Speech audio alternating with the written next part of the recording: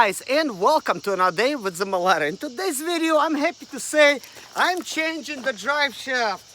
That's right, guys, I'm changing it. And why am I so excited? Well, first of all, I'm excited that I have look at this. Obviously I've been underneath and stuff like that, but guys, look, I get dirty and I don't care. This is money saving dirt right here. Guess what, guys? This Sprinter is ready for a new drive shaft. And why is it so exciting? Well, last time I made a video when I first started out my channel. I took a drive shaft out of this van, the original drive shaft, and I put it in my million-mile Sprinter, and that lasted quite a bit. But then I needed a drive shaft for this van, and I had a part Sprinter, and I had an old drive shaft. And when I removed the drive shaft from the part Sprinter, I've noticed that it was actually bad on one end. So here's what I did.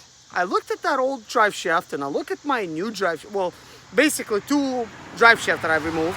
And I'm thinking, could I make something work out of this? And out of two bad drive shafts, make one good drive shaft. Well, guess what? I did.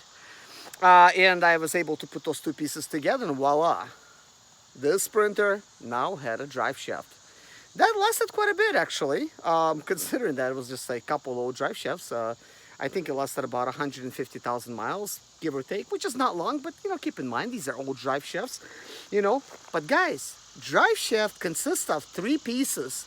There's total of three pieces, you know, three sections. So, just because a drive shaft goes bad does not mean you need to replace the whole section. If like the whole three pieces. If somebody tells you that, man. Yeah, they're just trying to rip you off. So, don't fall for that. Just make sure you will see your drive shaft, see like what's wrong with it and stuff like that. They will show you. So, without no further ado, let me show you, first of all, how the drive shaft looks like. What are you really looking at from the bottom of the Sprinter? I'm going to show you that. And I will show you the drive shaft right here on the ground that I have currently laying here. And I'm going to show you kind of like where the front piece, where the center piece, where the rear piece, and what to expect and what not. So let's get to it. So anyways, here's my van. That's the one that needs the drive shaft. Here's the drive shaft, the whole three pieces of it. So guys, obviously, this is the rear section of the drive shaft. This is what connects to your rear wheels of the, you know, the rear differential. So that portion has this little thing that inserts, okay? All right, moving on. This is the U-joints right there. Obviously, we got the U-joints going on over here. And here's the front portion of this drive shaft right here.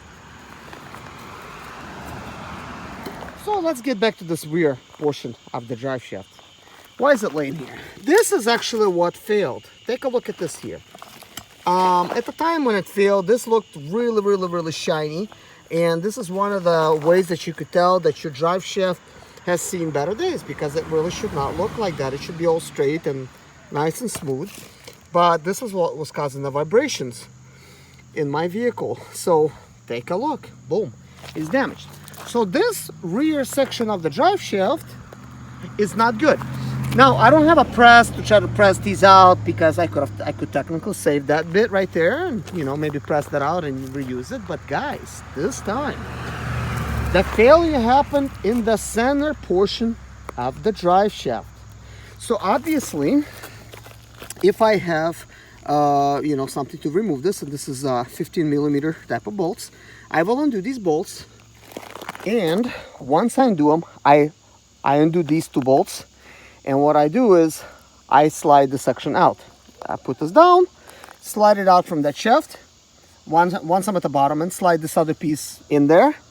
Go ahead and, you know, secure it in place, and then lift this thing up, and then boom, the drive shaft is replaced. Now, looking at this for later purposes, this portion of the drive shaft, it looks like it's good right here on the front. Now, this is where same kind of thing over here, thingy-majiggy. This is where this bearing is, that kind of like horseshoe bearing that kind of holds this thing in place. I have never squeezed this thing out of there. I don't know if this just pulls out. I don't know. I haven't done that, but if I do have this piece, once I'm ready, I could do that, because they do sell these pieces. You could replace them. So obviously next time, if this transmission portion fails, I could go ahead and pop this in. But that was the only thing that was wrong, was that one. And I believe there was some other damages, like it has a little dent here. It has some weights, obviously, for balancing purposes. I think one of these drive shafts had some damage. Obviously this one doesn't. Possibly the piece that, maybe this one, let me see here. Looks like it's all good. But all I have to do is separate this and boom. This is the piece I need. So this saves me money. So guys, I know it's kind of getting late and I got really good commercial lighting here. I'll be able to still fix everything. But in this video, I just want to show you kind of like where this stuff is. Explain to you what kind of tools to use. And guess what? I'm going to link in the description below some tools that you need. I'm also going to link some drive shaft that I found on Google or Amazon, or we'll see, you know. So maybe you could click on that and it's going to save you money, you know. And any kind of little parts you need for that, I'm going to try to find all that for you. Put it in the comments below. I mean, description of the video. I will also link in the description the video where I explain how to change the drive shaft. I give you some good tips and stuff like that, because it is a little tricky, but if you do it the right way, you're not gonna have any issues. In this video, the purpose of this whole video is to show you that, hey, if you have another Sprinter, you have another drive shaft, now you have total 6 pieces. That means you have total 6 chances, not 2 chances, not throw one drive shaft away and replace another. You have like 6 chances of using other portions. As you could tell, the front portion of the drive shaft, that's got a U-joint, it's good. The one I'm gonna be separating. The only thing that's bad on it, you know, that little rubber piece is broken. So once I buy a new one and learn how to do it and get myself a press, and I'm slowly getting some stuff. I already got myself a welder. Next, I will be getting myself an engine lift thing. I'm gonna be getting myself a winch and, no, I have a winch. It's some, and I do have a come along. There's some other things that I want to get, like, you know, that, you know, you use to fix your own cars and stuff. Because guys, I'm a do-it-yourselfer. I like to fix this stuff.